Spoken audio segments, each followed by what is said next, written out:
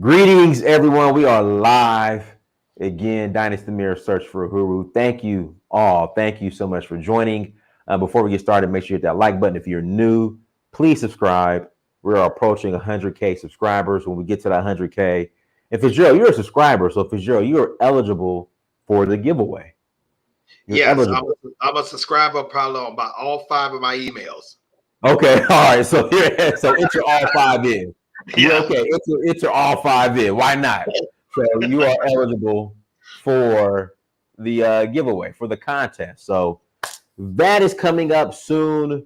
It is September 5th. So I'm pretty sure by the end of this month we'll be at 100,000. Or probably in the next week or so. So looking forward to that. Make sure you go to dynastymir.com. Also tour Sierra Leone in November, early December. We are taking reservations. So if you want to roll, let me know.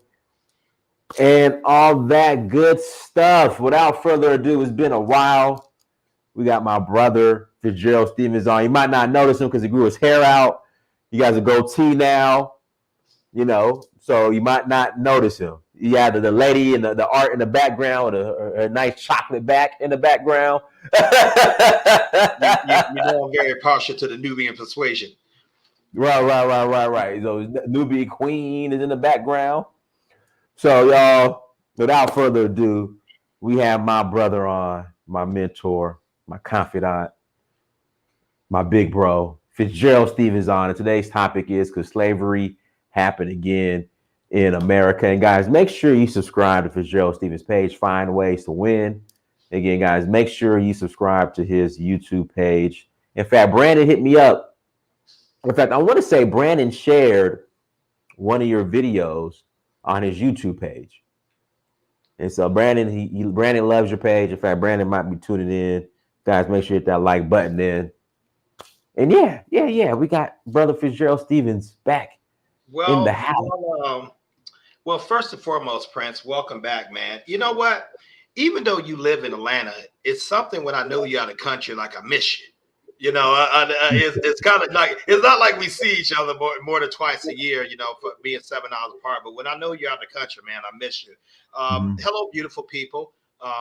Thank you again for allowing me to share this platform with the Prince, and thank you guys for those who subscribed. I didn't know Brandon was a subscriber to my channel. Brandon, thank you for that.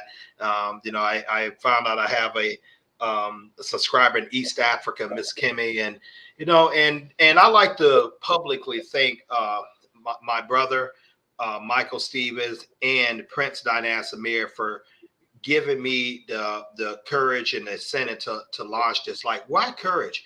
My brother Michael told me, "Hey, Fitzgerald, you're going on talking to everybody else and stuff. Why don't you go make your own oven and cook your own bread?" But I was good at talking and coming on other platforms. But check this out. Just didn't have the confidence that I can launch myself. Just didn't have it. I mean, I could get in there and support people, but I just didn't have it at that time. And you will be amazed how many people deal with type of fears, man, that you think are so confident in other areas like that, but they have more faith in you than seemingly they are doing something they have in faith doing it for themselves. So I invite you guys to encourage friends. Um,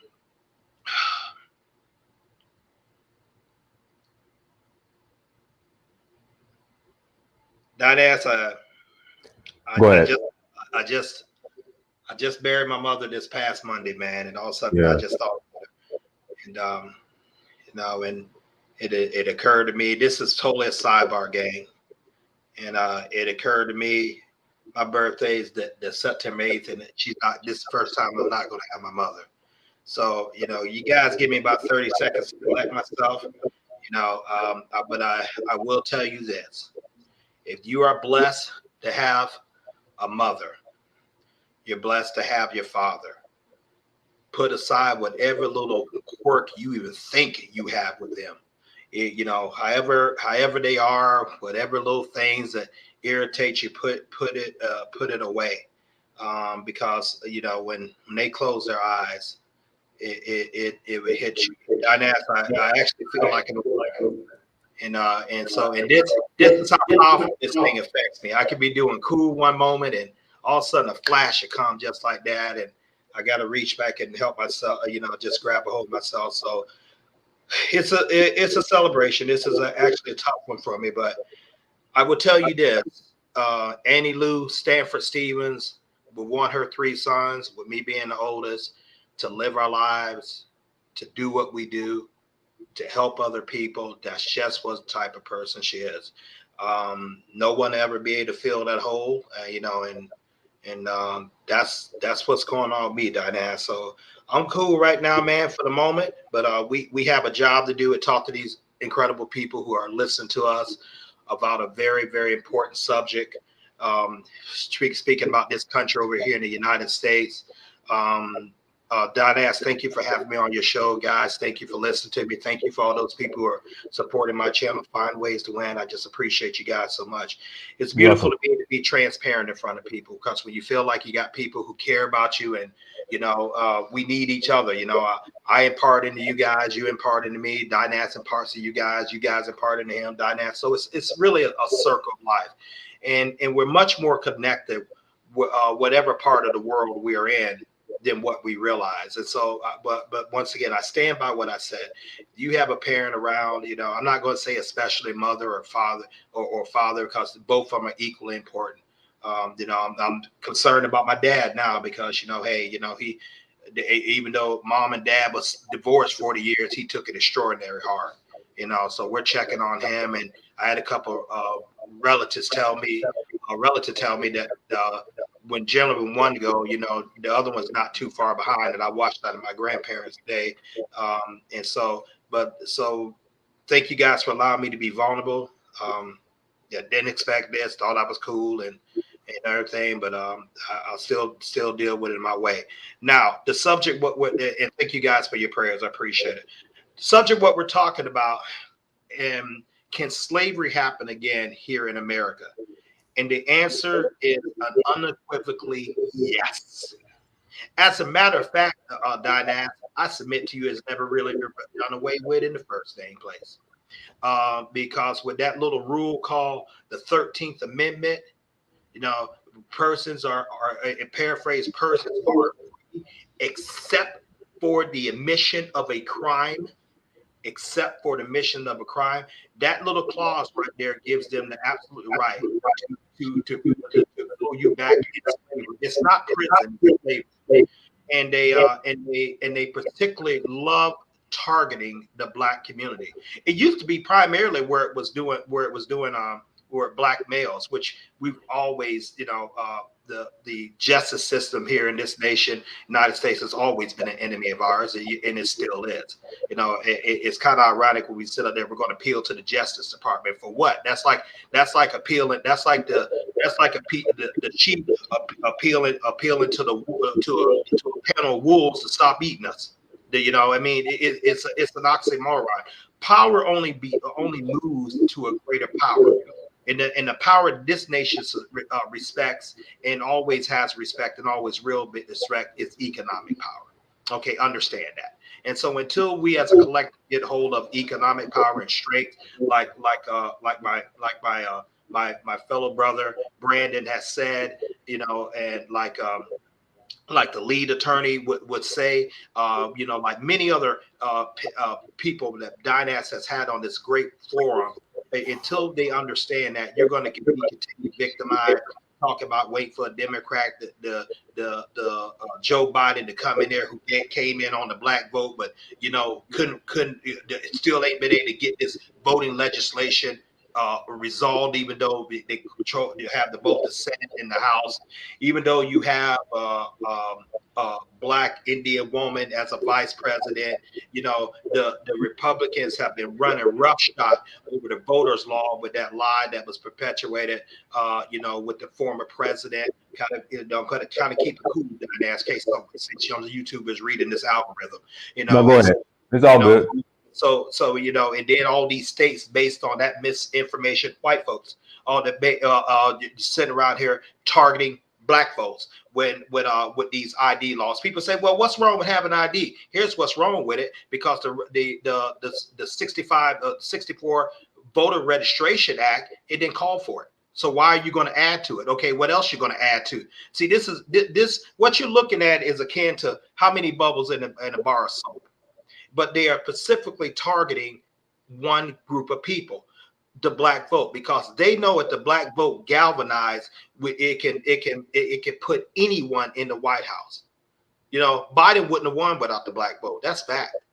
Okay, and the Republicans, as far as whatever, and understand this with political affiliations, I give not a good damn about either party. Both of them are antagonistic towards people of color. That's fact. You know, I mean, and just because someone throws a crumb out there, it doesn't mean anything. So while we got these infrastructure laws passed over here, Dynast, with the bills, you know, as far as with doing like another great plan for something like maybe Roosevelt did about 80 years ago, 90 years ago, that's just a distraction because I don't care about that infrastructure plan. I don't care about a lot of the things that's going on right now. What I do care about that voting rights registration, and in states like Florida, Texas, and you know, and many other, about 46, and now they're using this lie to say around in there, okay, we're going to redraw the voting things up. For example, Georgia up there, that guy who used to run the Secretary of Elections, who's the governor, who should have resigned for that. You know, those cats have up there that they can actually invalidate an election. So it's beyond it's if they don't like the results. You know, so it's beyond that. It's beyond like the ID. If you take away a people's voting, you can vote laws in, you can subjugate it easily in slavery. Remember, slavery was the law of Dynast. That was the law of the land until people rose up with that and said, no, hey, no more things. And God sent a civil war to, you know, that, you know, you spill blood. Okay, let some of your blood be spilled. Why am I so taking it so personal? Because we are this dang close for reversing the clock over this nation. That voting right bill got it was in an exception the year of my birth. September 8th, I'm 57 years old. 57 years is not a lot of time, people. It's not a lot of time. You go back before 64, you know, black people couldn't do that. They was under threats of violence by terrorist groups, particularly the Ku Klux Klan. And what made the Ku Klux Klan so powerful, they had somehow passed in and got in black people, like, okay, they had the guns and the terror, they had got in black people, like, you can't have them. And so when they wrote up unjust laws with the Jim Crow era, but it's enough of that. Black people are arming themselves like every other dang people have right. The Second Amendment worked for us too. And the clock is not going back. That we know, and people are not going to go for that slavery type thing. There'll be more ruckus shed in this country. Once again, Dynast, I'm picking my words very carefully. But go ahead. That ain't going to happen. You know, and so, but we do see these court systems mechanized against people of color. Why they want to do that? Why the prisons are getting full more so for the college? Because private industry depends upon that subsidized labor. Okay, so how am I going to get someone to work for 5 cents a day, Dynast? And you don't tell me that's slavery. I don't know what is. How am I going to compel them? How am I going to have corporations, private corporations who are in charge of prisons, who incidentally can penalize states if they don't keep a certain occupancy rates? You realize that, don't you? Right. So who am I going to target? I'm going to target people who can't really defend themselves, people who marginalize. I'm going to target the people who you put on World Star and their women got orange, pink, and polka dot hair and all that kind of stuff. I'm going to target the people who are the last hired, first fired. I'm going to target those people. I'm going to target people who live in ghettos, who have been brought over here by slaves, and who are basically used to having to deal with silly problems that other people who came over this country don't have to do with. So I'm going to target the black people. I don't really have to worry about the Native American. I got them over to the reservations. They out of pocket. They got land. their reservation puts them out in a whole nother atmosphere. They're so divided away from us. I don't have to worry about the Hispanic, because if it really get too tight for them, hey, you know what? They have Honduras to go back to. They have Mexico to go back to. They have Colombia to go back to. They have Argentina to go back. They have a country, you know. But who doesn't have a country? Who's practically the only people on this earth that don't have a place that I can go back home? African American. So in essence, you know, it's almost like those you would feel like you're trapped, but we're not trapped. We can get passports and we can do DNA ancestors. And Prince Amir has advocated this. We can go find out where we're from, and for you know, in some cases, we can actually get citizenship in another country, African nation, just like Prince Amir has had. Now this is one of the biggest vital important thing that perhaps I faced the second time in my lifetime. Okay, yeah, and the first one was, you know, when the voter right were passed back in '64. I'm from Southeast Alabama, back sticks in the woods. Had a tourist reputation the way they did, you know, people of color. Well, hell, New York State had it. Indiana used to be a huge center.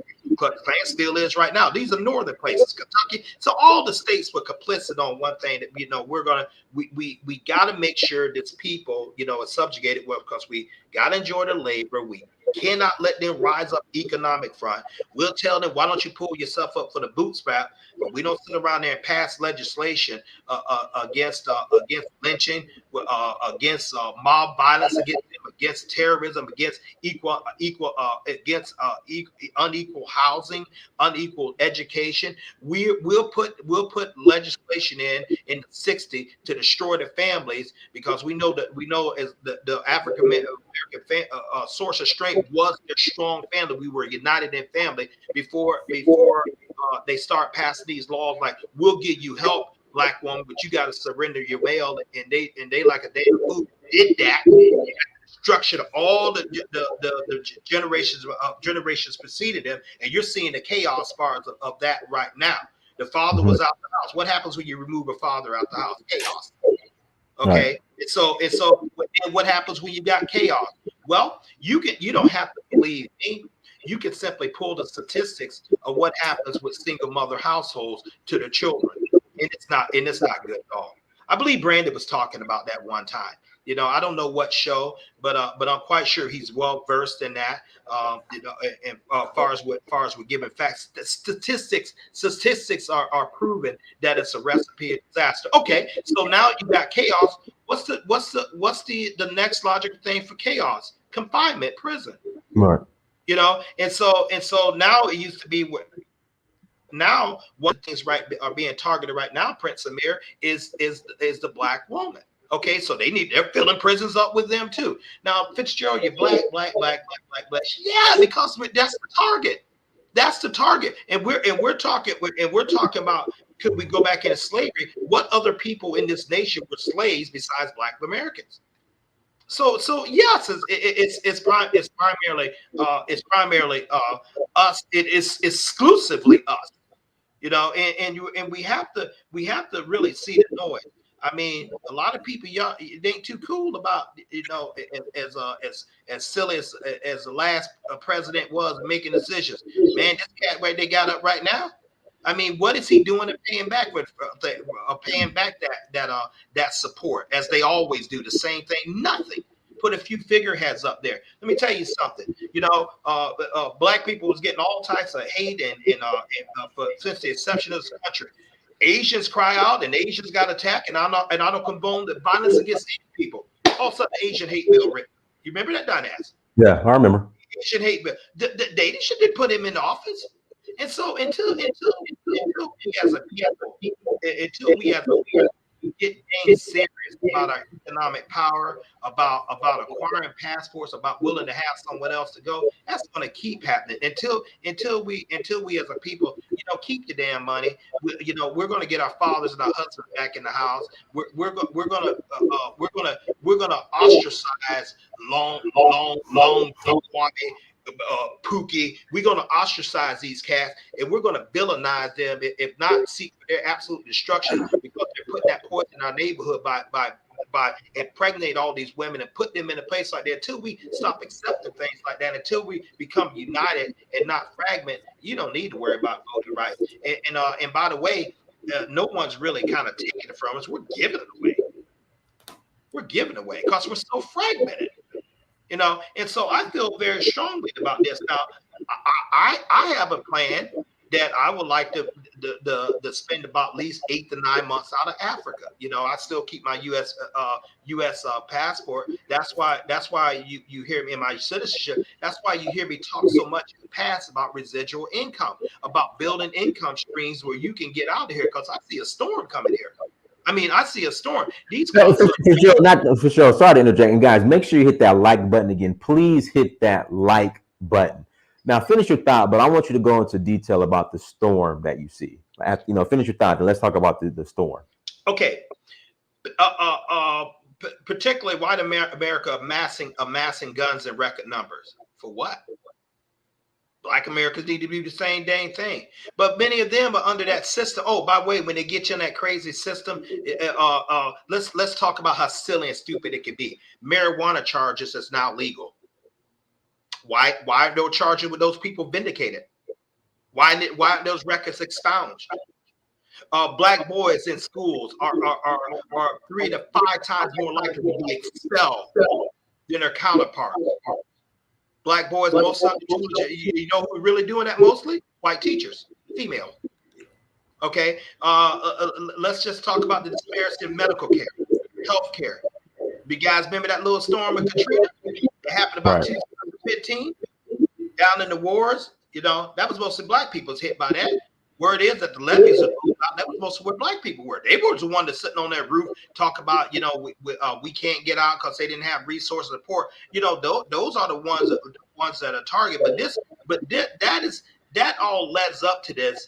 The reason why this voting thing that's gone on in the end gone on decided to suppress the vote, and I do mean suppress the vote, closing polling stations. They did that in your state of Georgia. Down here in Florida, they follow the same too. Texas followed the same dang thing. This is a target for the black vote.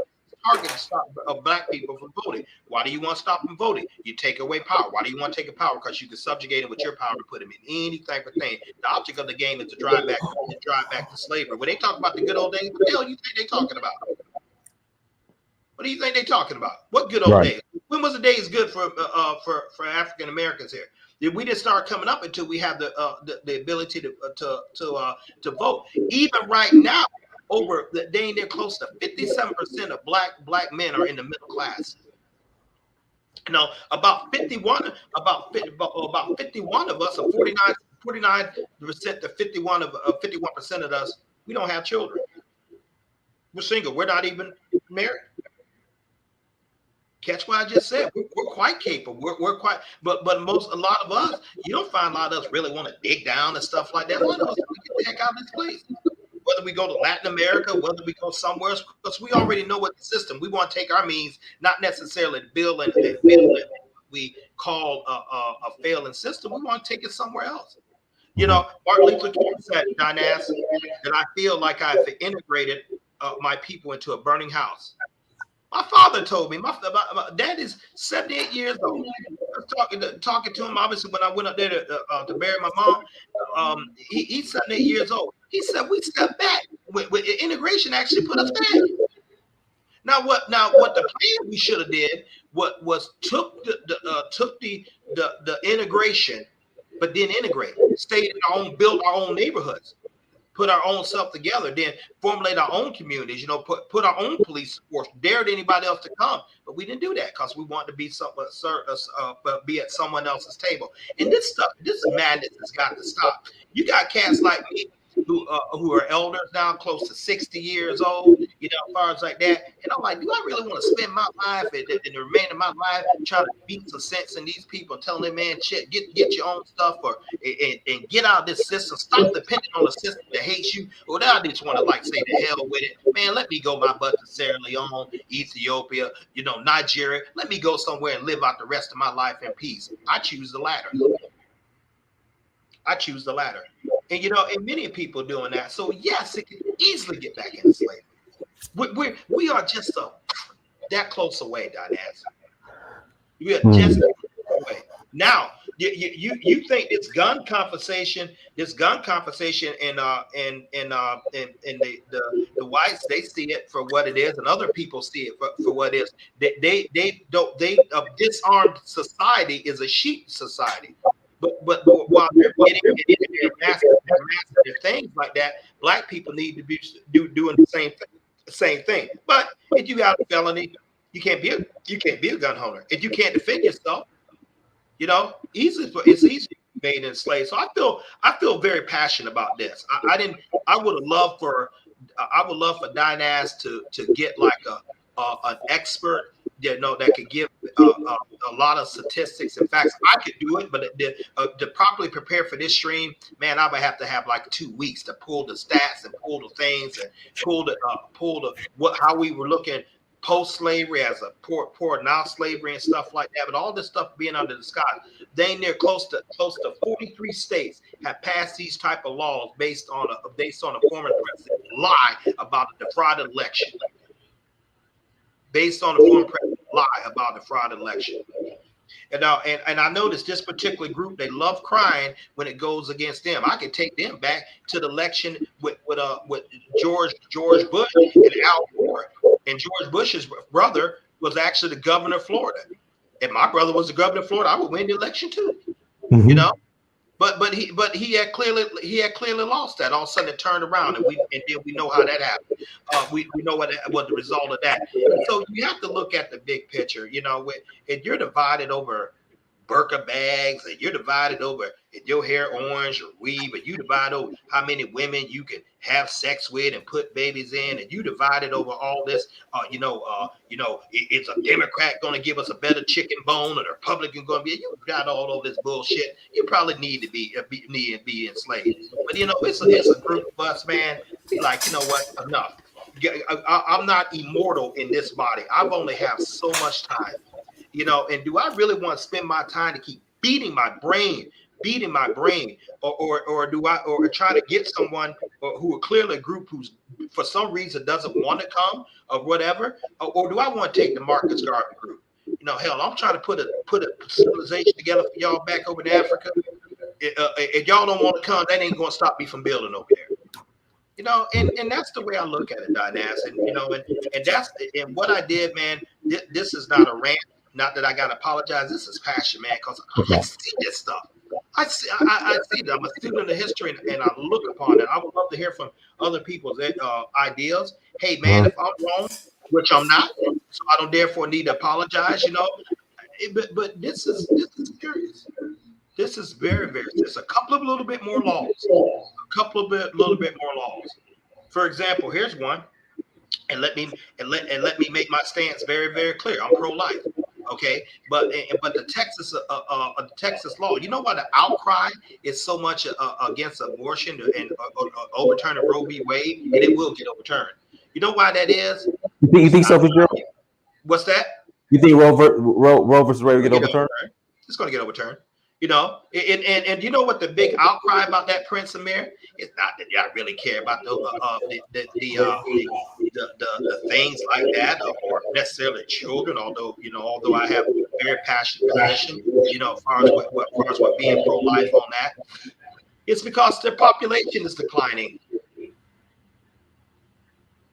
Populations is declining.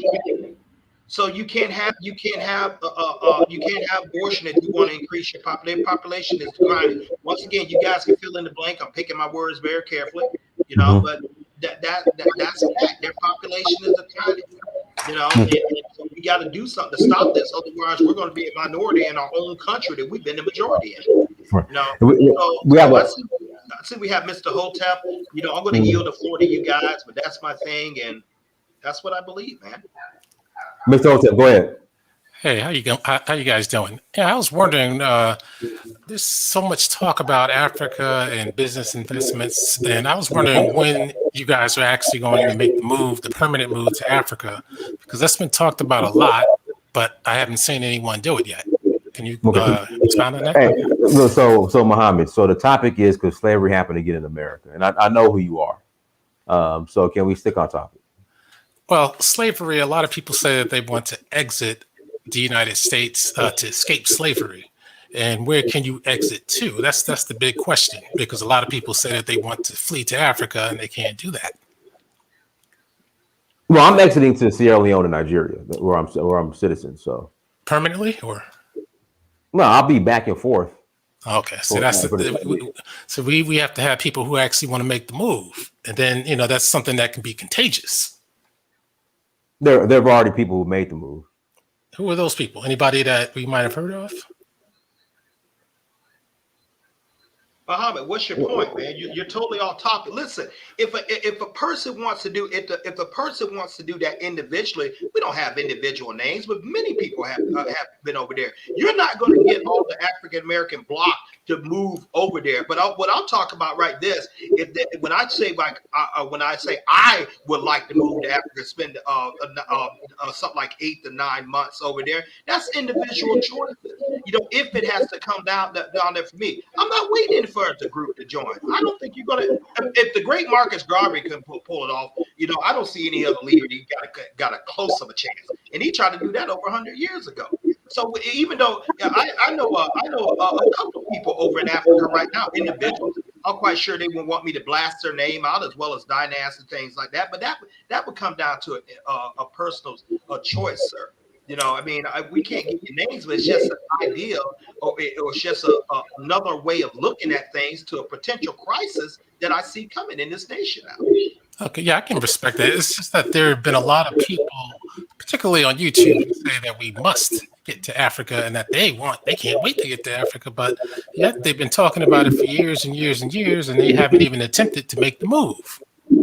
I mean, are you going to make the move? I mean, if you want to move to Atlanta, or you make the move, you don't keep waiting. Well, that's an individual decision, Mr. Muhammad. And that I don't think it's a collective decision. Oh, that it would be a collective decision. And I'm just looking at now, but take for instance, my family's been in Alabama dang near 200 years. Hell, I'm a part of it. I'm just a part of it. Anybody else in there? My great grandfather, my freshman brother, buried there now. So maybe this is pretty much the only country I've known. I'm not just going to let someone just sit up here and subjugate me as far as like that, laying down without a flight. Maybe I don't want to go to. Maybe I don't want to go to Africa. I'm just saying as options for us and what we're doing. But we have to address the problem in the land where we live right now. That's what I'm talking. And a lot of black people like that, they want to go to Africa. It's quite a few Africans, they seem to have a disdain for African Americans. I don't, and I'm have a hell of a problem with them. As far as one thing, just because their skin is black don't mean we're treated as brothers. There's other people who don't think that of us at all. But but that's just on probably a back burner. We're talking about how do we deal with the situation right here in the United States of America, the country that we live. I know we have a global listening audience, but I'm seeing there's a huge problem right there. And I think it's done by deliberate design. I think this plan has been in inception for since all dare so go when Lincoln so-called freed the slaves. I think there was a perpetual evil plan designed to get us right back into it. So but now it's done become a head now. Now it's the head, the gloves are off. These cats ain't trying to hide what they're doing right now, Dinaz, Mr. Muhammad. Right, I agree with you. We should stay. I hear serious feedback as well. I think that's on Fitzgerald's end. I do think that we should stay here and fight for what's ours instead of just surrendering it to foreigners who come here and eat well off of our hard work. We took the whippings. We took the slavery. We took the discrimination. not these freeloaders. These Caribbeans, these Africans, these Asians, we got to detach ourselves from these people and make the most of ourselves for ourselves. That's what we need to do. Well, I'm for my thing. Whoever has your YouTube channel on and watching the comments with this thing while we're doing, you got to turn off. You're getting the feedback on it. So I'm not watching YouTube on my things where I'm reverb. That would cause a reverberated. Sir, I'm for anyone who aligns up to my cause. I'm a fan of this guy called John Brown. You know who Pastor John Brown was? No, that's the abolitionist. Yeah, okay. Yeah. The 6 foot white cat, who took Harper's Ferry, who told Frederick Douglass, hey, go ahead and come join with me, and he told him, in essence, you don't got the courage to do what necessarily needs to be done. And he took that and he died for the thing of cause for the elimination of a slavery which he called evil. Now, am I saying like cause he's white, I can't get with him? No, I'm aligned with people who is for my interest. If you're for the interest of overturning this demonic, obviously racist voting rights lie that's going in right now when they're talking about an ID, when you're really able to close down polls and validate election. If you're gay, straight, black, white, Indian, I don't care. If you're aligned with my interests, that's great. That's my ally. You don't necessarily, I'm not the business of skin color. I mean, I truly is. I work with people who work with me. I work with people who work with me, who work on my interests. Right, skin color doesn't really matter because you got Africans, East Indians are darker than us, and they're not working with us. Well, I could care less what them cats is doing. They don't know my struggle, and I don't know theirs. I can respect those who respect me. But far as when you really start studying history, you really start looking at things, and we're diffracting for topic, and I'm only going to go on the side road just 1 second and get back off. When you look at history and things like that, when we came out of the land of Judah, which was Juda, which is a little bit above Nigeria, and then for that western coast where we was taken, we were Hebrew people, we ancient Israelites.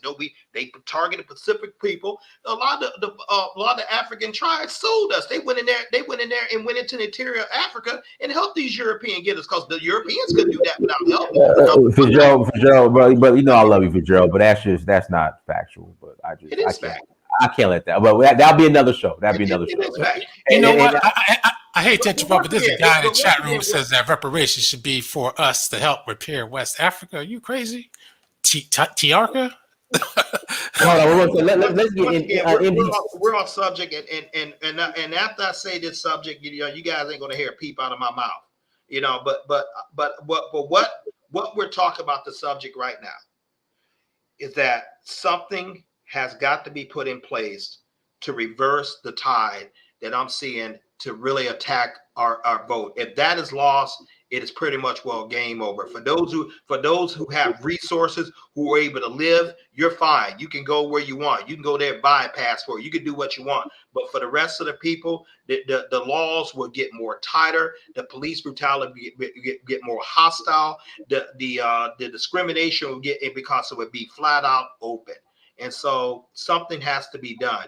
And if we can't get together as a collective, then we need to go as an individual and save ourselves and our individual family. That's my belief. Thank you for the show, Dynast. MG2, go ahead, MG2. MG2, you got to unmute yourself. Well, let me unmute you. Go ahead, MG2. Yeah, first off, I wanted to thank you, Brother Dynast, for allowing me to speak on your panel, both earlier and now. And I did send my contact information to you. I got it. Thank you. Greetings to your chat. And Brother Fitzgerald, it's always a pleasure listening to you. You and I are the same generation. So I appreciate you, sir. Thank you. I wanted to bring up just the context of something. Before you speak, Dynast, I think you got the feedback. You don't want the feedback. Let me, okay. Oh, can you hear me now? Yep. Okay, great. I wanted to bring some context because when Brother Dynast, and the topic of the show is, could slavery happen again? There's a statement that is attributed to Europeans, but it's something that comes from Africans. those who forget the past are condemned to repeat it. And it's just common sense. Here's what I mean. Dr. Amos Wilson said, is you act not on what someone does, but you act on the capability. And if someone was capable of enslaving you and marginalizing you and Jim Crow and colonizing your lands, of course, if a snake is capable of eating a mouse, therefore that's part of that snake's diet. It's not going to go ahead and stop and become a vegetarian. If you look at, in other words, if you look at the spawn of those who had enslaved our ancestors and colonized, because I don't want to separate Africans from Africans wherever they are, as Dr. John Henrik Clarke says, is we're concentrating too much on where the boats dropped us off and not on where the boats picked us up. So if you're West African, you are my family. If you are Kambakawa over there in Paraguay, which I've been many a time, you're my family.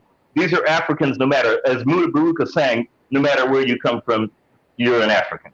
And the thing is I have to, I'm just putting context in this because I see that the spawn of those who have done that are continually doing everything that they've done now. It's just in a different form.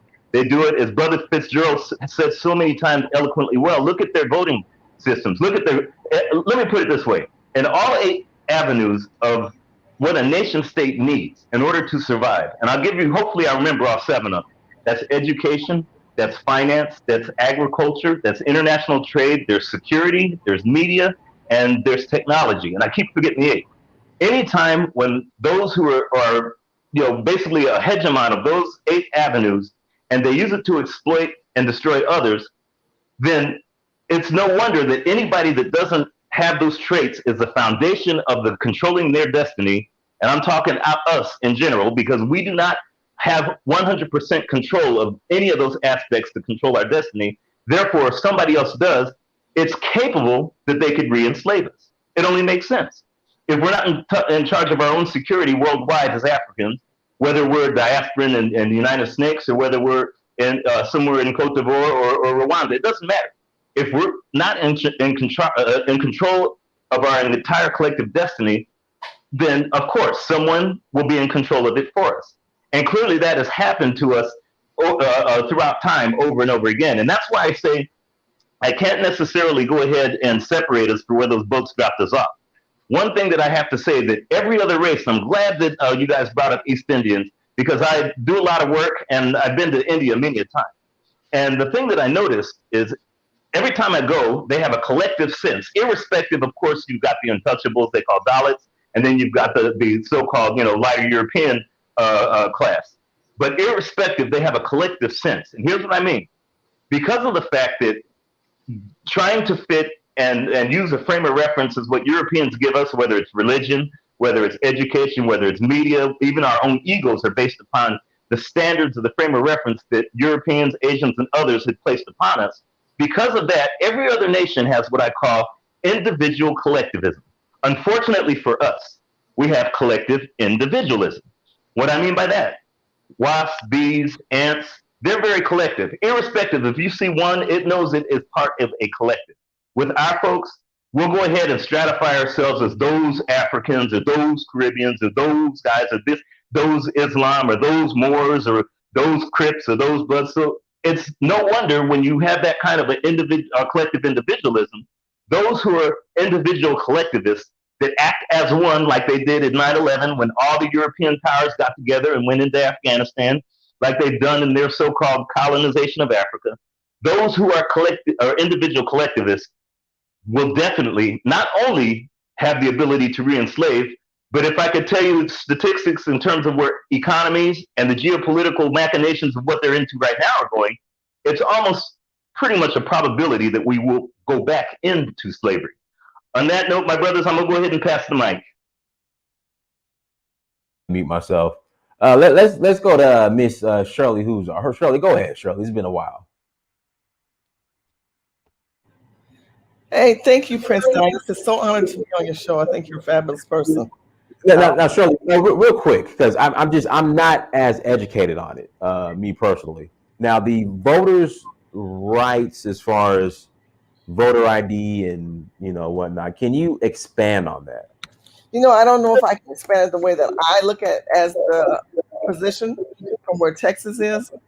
Someone has a back noise. I know it's driving the chat room crazy. That's me. Let me mute myself. I'm going to mute myself.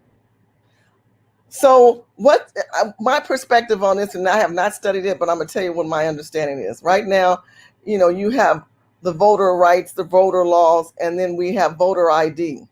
You've got the new ID.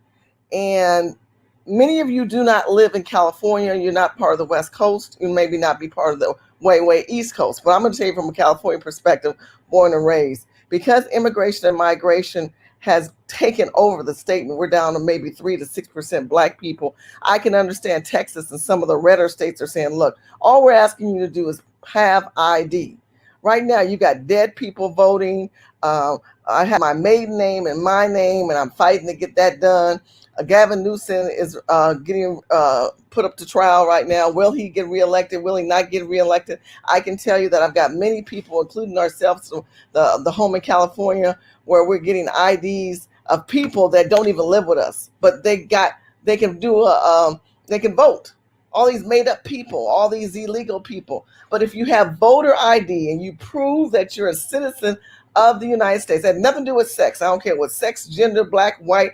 And they always pull Black people in like, we're going to save and fix this stuff. They always lean on civil rights. They always lean on African Americans. It is about citizenship and the rights of citizens in this country being put first. Right now in California, there's 22 to 23 different languages you can vote in America. And no other country does that. And no other country does that. It's the most craziest crap. When you talk about Gavin Newsom and you're talking about all these people running against him, there are 45 people running for governor in California, including a write-in. So imagine that special election, and then you got 10 days to vote. When did we ever have 10 days to vote? So the voting system is just a whack right now. It's corrupt. With the machines and everything else. But I think the first start is you have to let Americans be the one that have the right to vote. So hopefully I answered your voter question from my knowledge and my perspective. Yeah, I'm sorry. Let me unmute myself. So in the South, they're saying that the whole voter ID issue is targeting Black people. Do you think that's the case, Shirley, or is it more of what's going on in California? No, I think it's going on nationwide. America is getting ready to have a revolutionary war. With all that's going on in this country, come on. You're about to have a revolutionary war where one person wants to convert the country one way, and how we see it, how it was. I'm a descendant of slaves. My family dates back to 1619. Texas, it goes back to 1854. So I know where my people stand. I'm a child of the colonists. I know how the Chinese got into Washington and took the word Negro out, and now we talk about Blacks and people of color, and that's everybody. I'm not an everybody.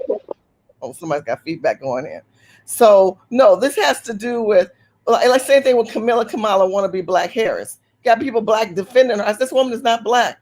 She is from India. Her father's from India and Jamaica. She's not a descendant of slaves. She went to a Black university, and now we got to support and take care of all these other people. You can't help nobody unless you put the oxygen mask on yourself first. So the first mask that needs to be put on in this situation in our country regarding voting, you need to be an American citizen, and you need to show ID, and you need to stop defending all these other cultures of people and tell me their problems and their issues. I don't give a rat's ass.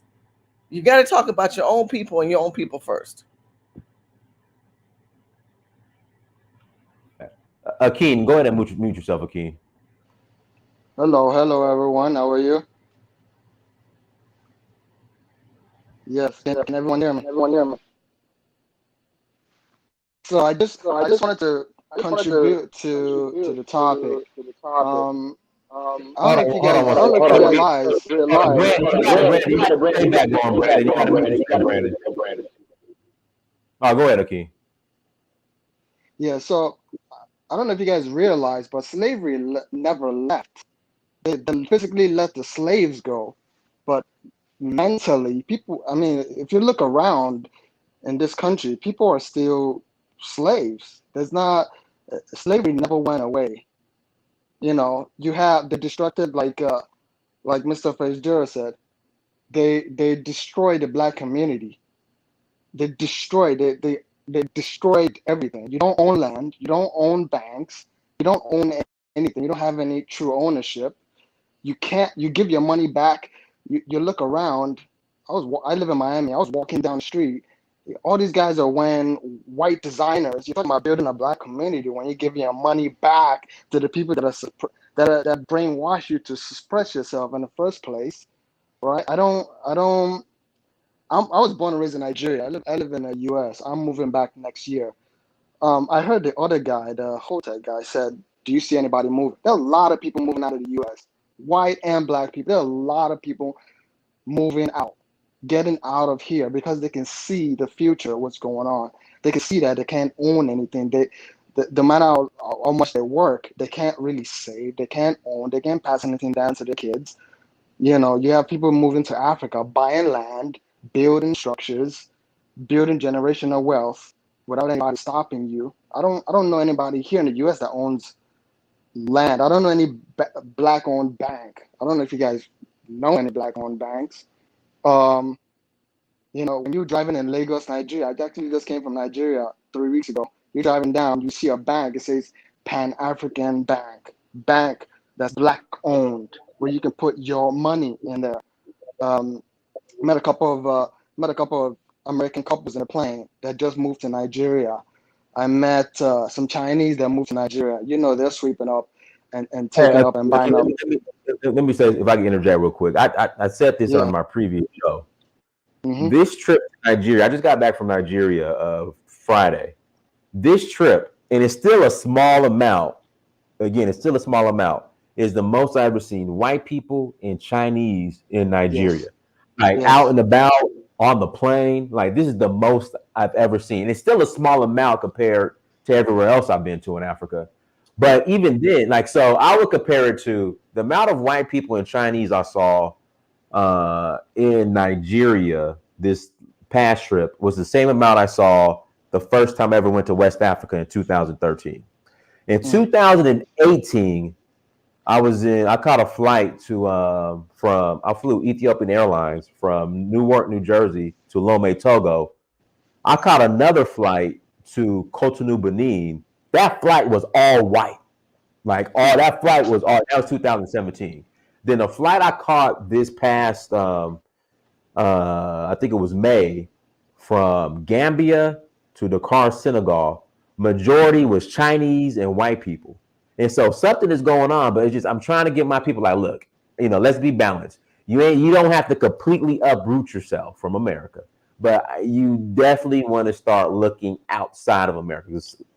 You know, again, I'm like this is the most white people and Chinese people I've seen in Nigeria, and I said, okay, like they're here now. Yeah. So I'm moving. My younger brother's moving. I have 4 of the friends that are moving back. There's a lot of people leaving. You can't win. You can't win a system that's rigged against you. You can't. People keep saying, like the other guy said, fight a battle. What battle are you fighting? Who are you fighting? You can't own anything. You don't have any true identity. You don't have any true rights. You look at your neighborhood as the most deserted place on the planet when you can easily move somewhere where you will be valued as a human being without anyone looking down on you or preventing you from being who you really want to be or building wealth for your kids. So whoever wants to stay could stay, but this is my last year in the U.S. actually. So just wanted to chime in, and I know a lot of people are listening. Yeah, go ahead, Shirley. You said there were no black banks. We've had black banks, brother, for years. If you want to know about U.S. history, we go back to 1920s.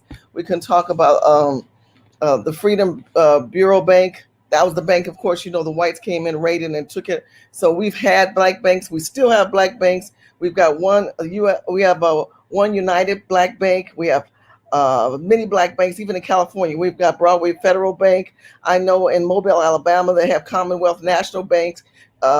Here in Atlanta is Citizens Trust Bank, who I bank. So we have banks as far as lands, Mississippi, Alabama, even in Detroit and Michigan, all of those areas. There are black people who have a lot of land.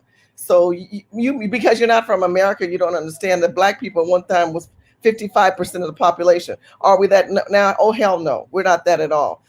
What Dynas has done, which I commend this brother, he is unlike any other brother that's doing this online. What Dynas has done is give black people options. It doesn't say that you have to abandon your troops of the culture you come from. I am a descendant of slaves. So I know what I am. I know what type of Negro I am. But he's not saying to abandon your country, but what he is saying that you have an option.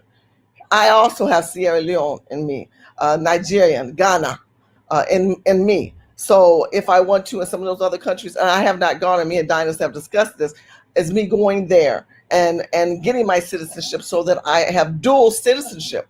If you want to scare white people, go to a white person and say, you know what, I don't know if I'll stay here. I might go back and, I have an option to get dual citizenship. They're shocked that black Americans have an option. They're like, you can get citizenship? Like they just think you just trapped in this weave of web that they are creating and that they consumed and they protect.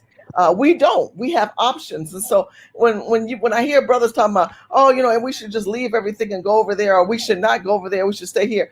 I think that you have options to do what you want. Is there a lot of problems in America? Absolutely, but there's those who are children of the colonists. My father served in the war. My brother served in the war. My both grandfathers served in World War I. So who am I to abandon this ship from those people who bled their blood in this land, just to say, oh, I want to go back to Africa? And when I don't even know Africa, it would take time. It is a transition. And that is what Dynas has prepared. All these YouTube videos, all these trips, all these videos showing you the things that you can do, from drinking their wine, from eating their food, to meeting their political leaders. That is what Dynas has done. And other people out there, Phil also is out there. And there's others who may not be as popular or have such views as those two gentlemen are. But I will tell you, I appreciate them and I love them for what they have done and what he continues to do. And I don't think it's right for any of us to get on here and beat each other up and say, well, African is better than African Americans, or you should just get out, it's terrible over here. Well, I don't look at it as terrible over here because you're not a descendant of slaves. So you don't have foundations here. You don't. You came here, and I'm glad you enjoyed it, and you're going back.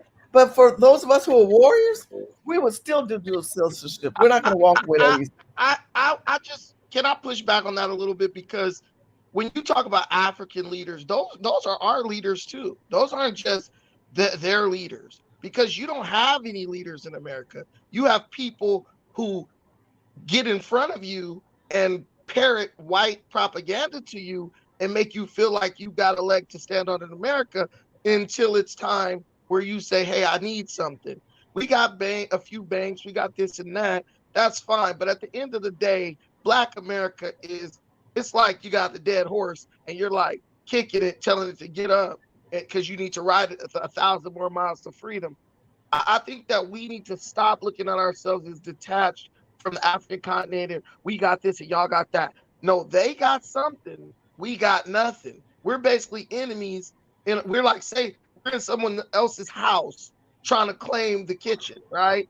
But they got all the power, and we're just stuck there with no mobility. These banks, you can have 1 million banks. What does a bank do? That bank answers to the white banking infrastructure established by white folks. So I don't know if I agree with you by saying Black people and Americans have nothing. We don't utilize the option of leverage in this country or set aside. What we've done, we've given all the rights to everybody else.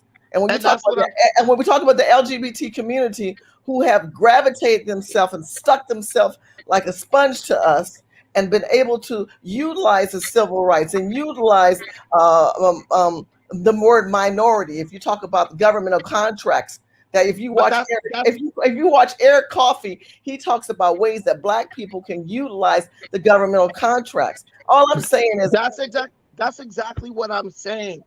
That's why you don't hear me bringing up white people. We've given away what we had already. We forfeited what we had in the attempt to be aligned and identified and connected to white folks, right? So when the brother speaks about what we don't got, it's kind of disingenuous to go at him, because we all know we don't got it, and we don't got. I'm not saying we don't got it because someone took it. We don't got it because we gave it away. Negro leagues, things like that. We gave that away to whites. Our art, our rappers and singers sign the rights to their creation over to white people. So we're working with a skeleton crew over here in America, and that's even dwindling because the reality is, and I love you, Shirley. You're my type of lady, right? You're great. If we had 100 of you, we'd be in a better place, right? If we had 100 of me, 100 of Diamonds. But in reality, we have to understand something. People like me and you are in America, outnumbered and outgunned, and we got our own people working with the enemy coming at us every day. So either we stay in America, and not saying everybody has to leave America, but we stay betting all on America and die on the field and we're forgotten, or we do what any true warrior does. We retreat and live to fight another day. We retreat and come back with some type of power or wealth and start buying everything up. I mean, Shirley, we got billionaires over here who don't want to do anything for our people that's going to benefit us. But we're still talking about, well, we got banks, we got this, we got that. All those creations, all those institutions, 90% of them are created by whites, and they're just using blackness as the front for it, like HBCUs. The other 2%, they're beholden to white institutions. When you go apply for a loan from a bank at One United, because I'm in California as well, you still got to go through that credit rating system that's created by whites. And that black-owned bank, for as black as it is and as black as you are, they're not going to give you a penny unless that white created system approves you based on their criteria. Now, us both being from California, I 100% understand you on the voting stuff. And I feel you on that. It's like, but what we keep telling our people is, look, black people, you're too stupid to make a decision based on the information presented to you. So what you need to do is engage in this collective ignorance and just vote for whatever every other black person says, vote for whoever every other black person says to vote for. And they've gotten their opinion from who? Whites, right? So I'm voting Larry Elder in this upcoming election, of course, because he's the best choice. I'm not voting for Larry because he's black. I'm not saying Larry's pro-black or he's B1 or anything like that. Larry Elder represents the ideas and the legislation and the agenda that best suits me as a black business owner in California. But people are telling me, Brandon, don't use your brain. Don't vote based on what's best for you. You need to go vote based on whether this guy's B1 or whatever. But, oh, he'll never do anything for black people. He said America's not racist. And I'll reference another person you brought, Kamala Harris. Kamala Harris said the same thing. No, I do not believe America's a racist country. She said it live on television. But all black people ran and voted for her. So what we realize is black people are very hypocritical and they're very disingenuous when it comes to voting, because they'll sit up and try to say the reason they didn't vote for Larry Elder or they don't support him is because he said he doesn't think America's a racist country. But then we got to vote for Kamala Harris, who said the same thing. Why? Because we're going to be making history. Well, guess what? Larry Elder will be the first black man to ever be the governor of California. That'll be making history. So when you look at the way they do one thing and then condemn that same thing in another capacity, it just shows we're dealing with extreme hypocrisy. And it's like Sodom and Gomorrah. You could keep on holding on to reasons why you should stay, but the reality is pointing towards the exit, right? What's going on is pointing towards the exit. Now, you could still hold on to whatever, you know what I'm saying? But ultimately, if you stick around and stay too close to it, you're going to get swept away in the tsunami, right? Or that civil war that's happening. Because if there is one, we're going to be the number one casualties, because most of us don't own guns. Most of us don't know our head from our butt, right? And most of us listen to everything white people say with no opposition, no asking no questions, and no real logical analysis of what's going on. So I feel you. but then I have to push back. We need to be moving. We need to be getting towards Africa. A majority of our effort needs to be towards building something in Africa, and the minority of our effort needs to be building in America. We need to use America for the pinky bank it is, and get in and get out instead of clinging on to. I agree with you on 100% of what you're saying. I have no qualms with you on that. Like I said at the beginning, we have to be diverse. We have to be able to be bi-coastal. We still have to allow this transition of understanding the culture of people. If those who've never been to Africa, who have entrusted the Prince Dynas with the knowledge, and we learn from him, and we learn from Phil from the Advice Show, or Afro Synergy News, or so many of the great brothers that I have learned and had a relationship. I've known Larry Elders for 20 years. Okay, so if you go to my Facebook, you'll see me, Larry here, Larry there. I haven't talked to Larry in a while, but I'm glad that the Republican Party found a candidate that they could unite and come on one solidarity under. Unfortunately, you still got 3 other Republicans and 45 other whatever. Like I said, there's 45 people running for office. So it's going to be an interesting race due to the fact that Nancy Pelosi's nephew wants to keep his seat, right? And corruption and the machines, and there's so many videos. There's a video, you guys are from California, I can tell you, when you go vote, or if you mail your vote in, if you flip it over, there's certain lines that tells them if you voted for Larry or you didn't vote for or you voted for Gavin Newsom. There's videos right now where they're finding people going in mailboxes of where they know the boxes of the voter books are, and they're pulling them out. The state is just corrupt. Y'all ain't got no idea how bad the state Shirley, is. you know, black people ain't no black people about to vote. Like, let's be real, Shirley. Black people ain't voting in this recall election. You know, Like, my cousin is a Democrat, and she was working on the polls, and she's older. And I just listened to her talk, and she's like one-dimensional. All she says is, "We've got to get Gavin Newsom back in office." I said, "What is Gavin Newsom gonna give you?" "Well, we don't want that racist black man in." I said, "You're gonna tell me Nancy Pelosi, who supports this administration, the predator administration, who's reforming us backwards. We're going backwards as black people. We're going backwards as Americans, specifically black people who are enlarging the prisons. You're going to tell me you want that governor in office who's done nothing. You're not going to get reparations from him or Larry. Reparations is from a federal level." But instead Larry Elder is not even a bad guy. What does Larry Elder do that hurts black people? He just speaks his own opinion. You're right. Look. Larry is Larry. I gave Larry my vote. I'm supporting Larry on his efforts. But I'm gonna tell you, I don't think Larry's gonna win. Let me tell you why I don't think Larry's gonna win. Because the system is rigged. The whole damn system is rigged. Well, and the state is about to go to war. If Larry doesn't win, at least common sense made an attempt to prevail. That's true. That's true. Black people keep talking about Larry. What has Larry done to you other than spew his opinion? You got a bunch of rappers, Lil Wayne and everybody else, who says more self-hating stuff than Larry Elder, and you still support them. So go back to Akin. Go back to Akin, the brother in the video right now. He said something which is so true. So you get to the point when you realize the system is so whacked and so rigged, you're done. You're done. You can't why win. Why you gonna keep investing energy? Though I respect where you're coming from. I agree with you. We're fighters. We are foundational fighters. So we're gonna put our best foot forward. We're gonna push Larry through. We're gonna push anyone that we know believes in the Constitution of America. But I respect you too, brother, because I see what you're saying. Look, it's a wrap. Take your ass and get out. Can I say something before I leave? I really appreciate what Prince is doing, what he's done in Nigeria. Prince Amir, I really, really appreciate what you've done all over Africa. I actually had some friends that met you in Lagos, met you in Osun State. I grew up in Osun State. I grew up in Ile-Ife. Ile-Ife. Yeah. So everything that you've been doing, yes, exactly.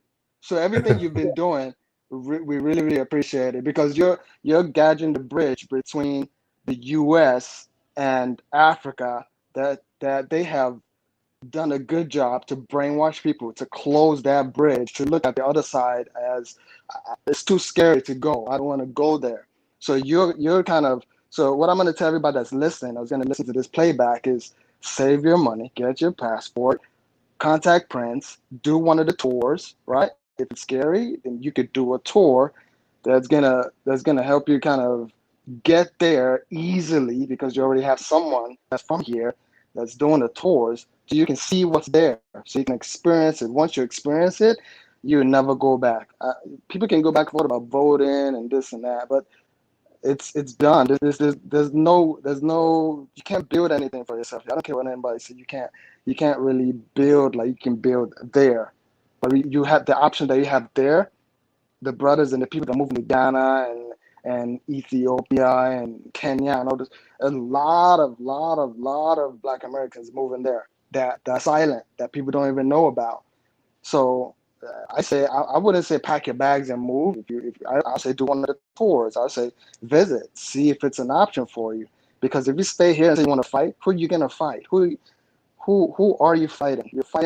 You're fighting a system that's been in place from the time they came here and poisoned the Indians and all. Like what are you gonna fight?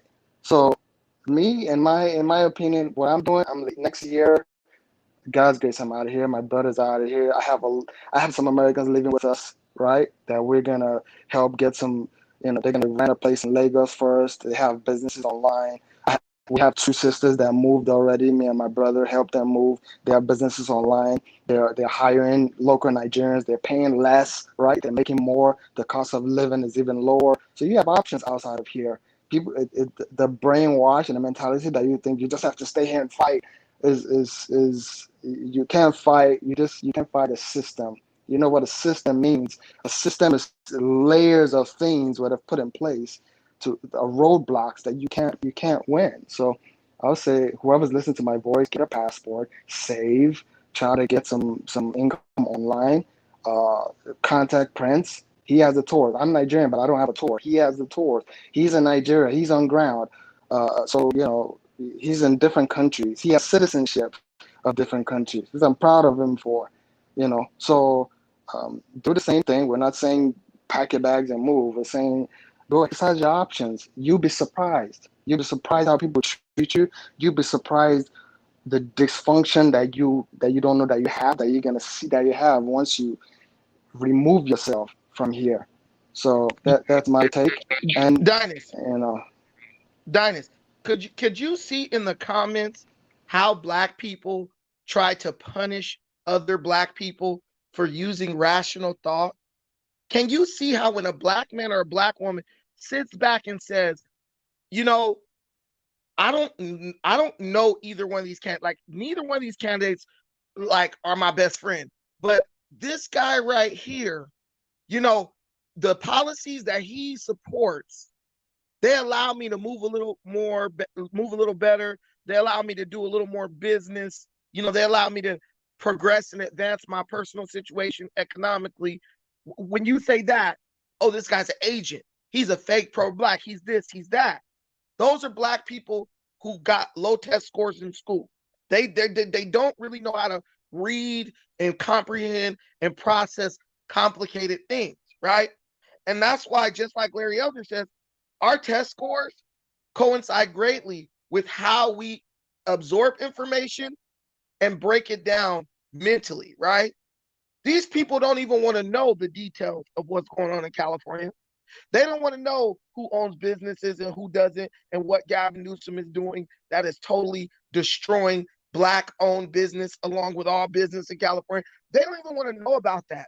All they know is they heard Larry Elder say something 10 years ago on Fox News, and he hates Black people. And well, I just got one question. So are you saying that Gavin Newsom loves Black people?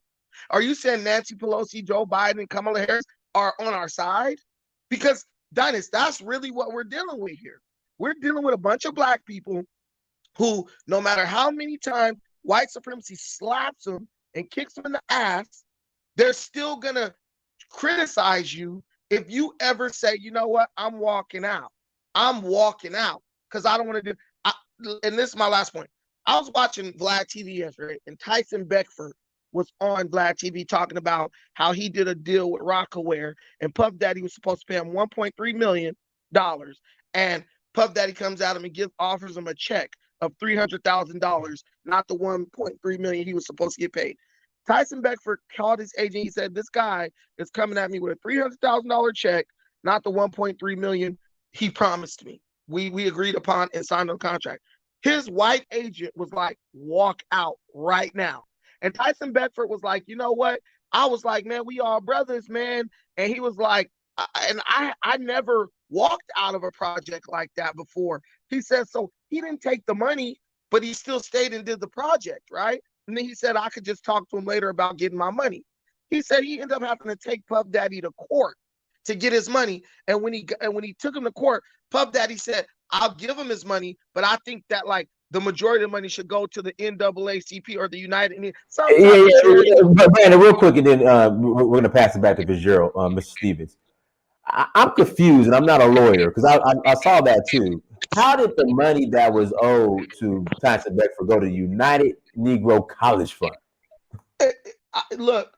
Listen, I have no clue how that happened, but it probably was something that was going to get dragged out in a long court battle because they probably used like clever wording.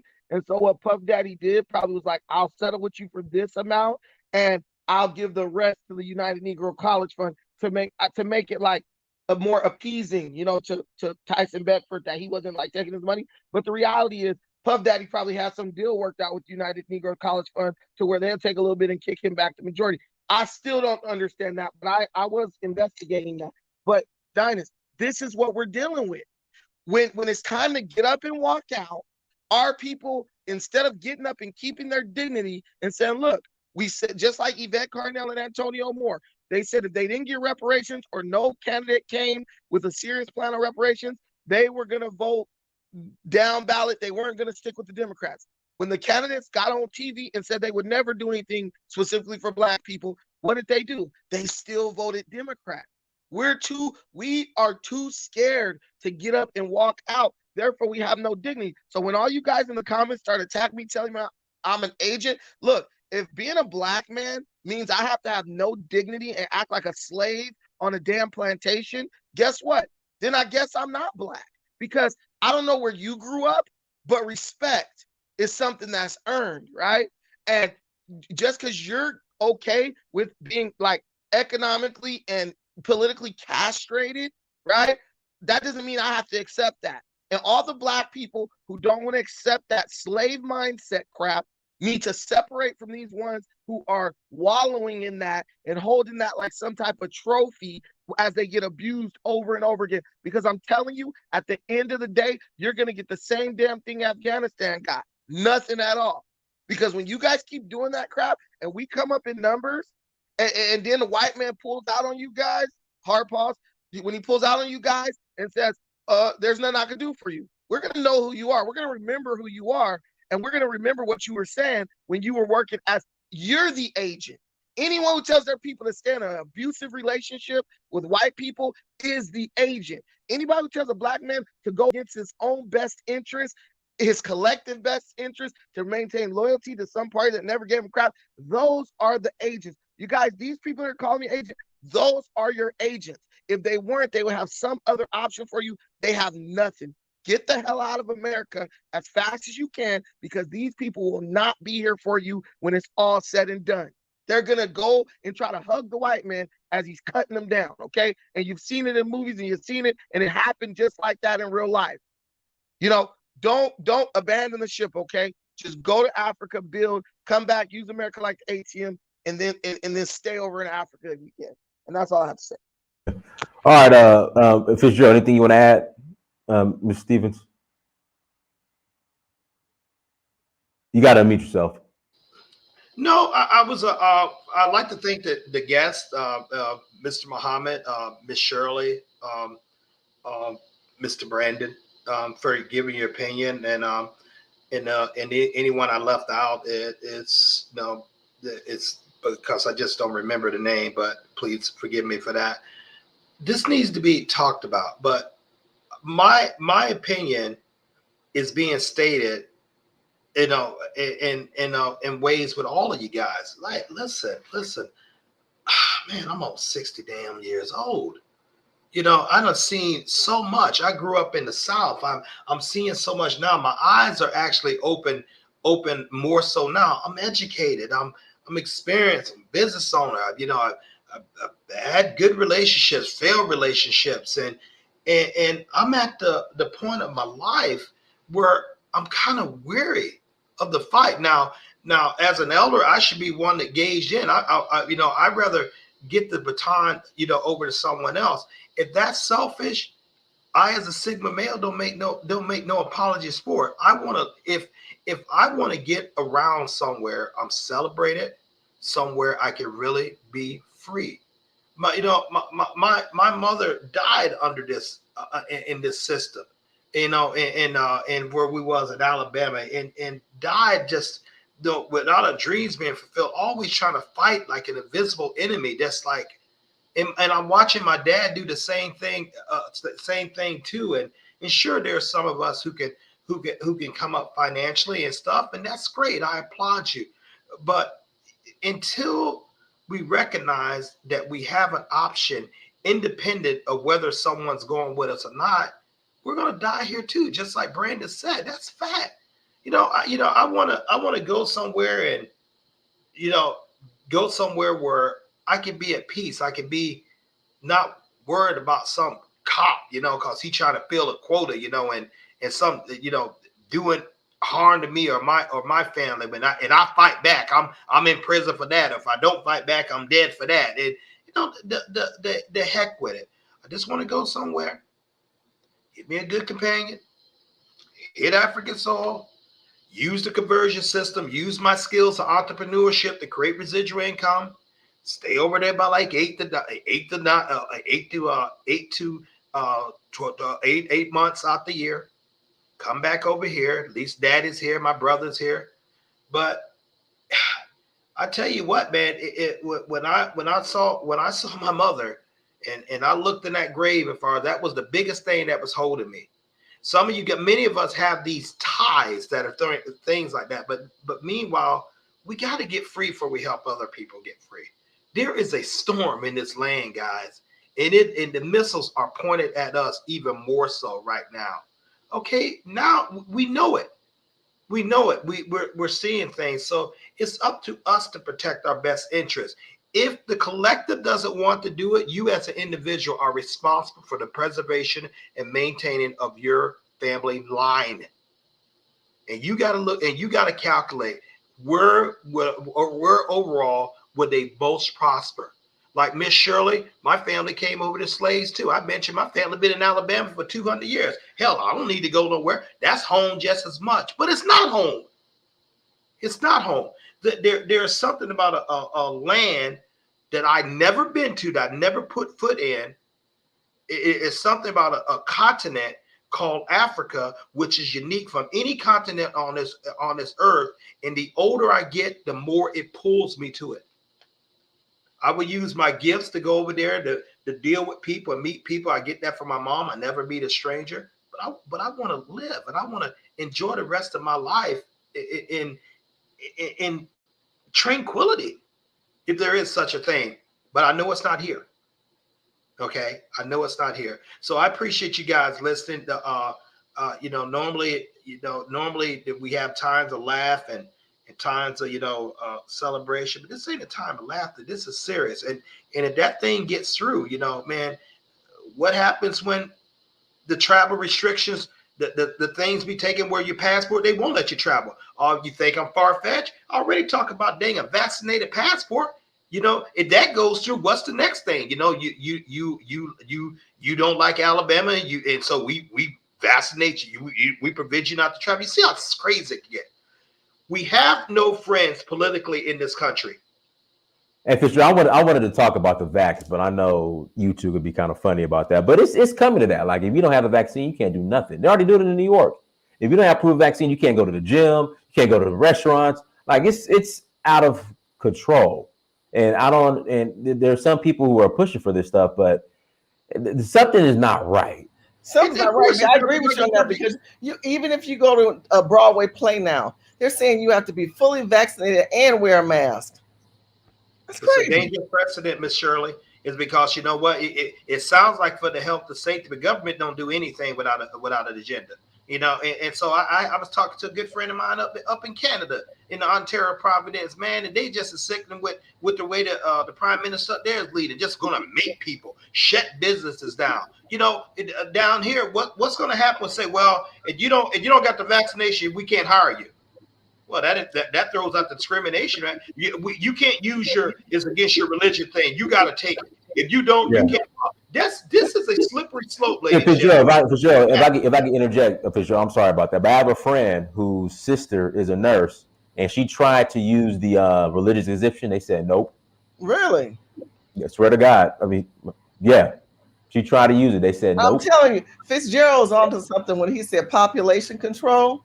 I never thought about the whole abortion. Well, yes, let's reverse it. Think about it. The white people kind of waking up, they slooping and slow, and they realize that they got too many foreigners who have more of them than their own people. So yes, they're going to stop all that, and they want to have more white people, more European people. There might be some kind of campaign to get more Europeans over here. That's exactly what it's about, Miss Shirley. I mean, their numbers are declining. Yep. Okay, let me go ahead and say that it is. Their numbers are declining. So how do we balance this? Let's promote COVID and get more of the other folks dead. Look how many black churches, and I can tell you in California, you have black churches, sister, you ain't got no shot? You don't support the shot? I said, no. I said, you guys still don't know what's inside of this shot. It's less than 6 to 7 months, and you pushing. You pushing too hard. I got a brother right now. He told me he didn't have 4 shots. I'm like, nigga, how you gonna have 4 shots? All right, let me make it extremely personal. What put my mother in the grave was COVID. She had the damn shots. Okay, she caught COVID twice in a dang nursing home that they wouldn't allow us to go into. You know, and so did I have the shot? Yeah, I took 2 shots. That'll be the last damn 2 I take because when they talk about this Delta variant, you got to get another shot. You got to get this. To hell with that. But I'm seeing it both ways.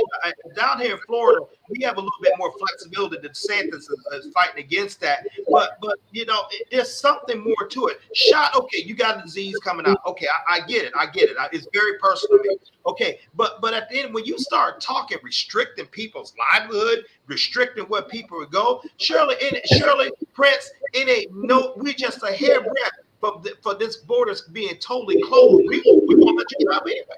We won't let you go anywhere. There is a short door for those of us who say, like, okay, let's make our paper. Let's be about our economic power of amassing that for us, where we can have options to get our second passport. Because if this door closes, we're going to miss some opportunity.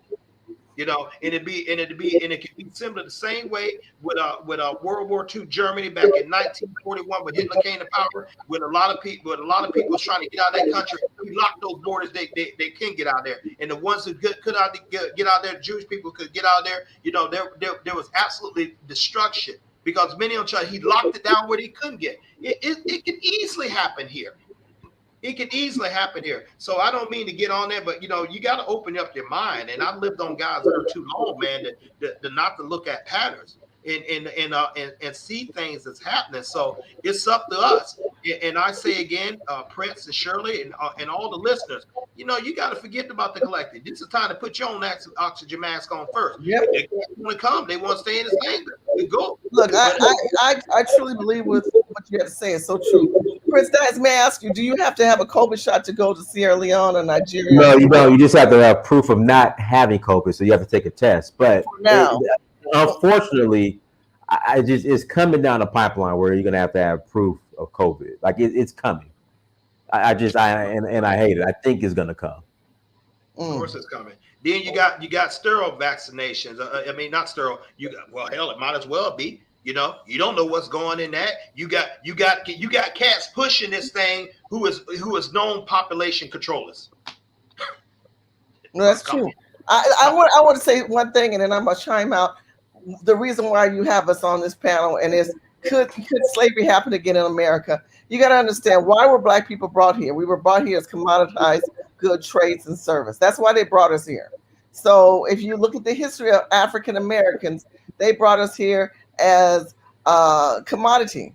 We are here to work. We are here to make money for them. We are here to be abused. We were not even considered humane.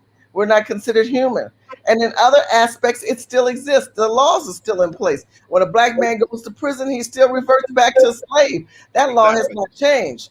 But what you have now are ignorant, uneducated black people who are become consumerites. Now, consumerite in my mindset, and that's my own word, is a consumer that all they do is they get on Section 8, they get on EDD, and they demand rights. They demand rights, just like these illegals come here and they demand rights. And all they do is consume. Okay, they consume. They don't think about small businesses. They don't think about trying to grow in any aspect of where they need to be in business and where they need to be in opportunity for their family. They don't think about that. All they want to do is free stuff. They want to buy stuff, and they're gonna realize all this stuff's getting ready to get cut off. So all you people who ain't never had no money, you're gonna have a revolutionary war. Because you can't give people money free for 2 years and then say, okay, go back to work. They don't want to go back to work. They want free checks. So you might have a new type of social system, a new type of quote unquote welfare or WIC be implanted into government, which is a new socialized system to keep us oppressed and have us be consumer slaves, not a commoditized good and trade slaves. It's another type of slavery. I got to get ready to go. But my final thing to this incredible audience, and thank you for hearing us out, especially those who stayed the entire way through. Go buy the book "Black Labor, White Wealth" by Claude Anderson. I read it years ago, still in my library.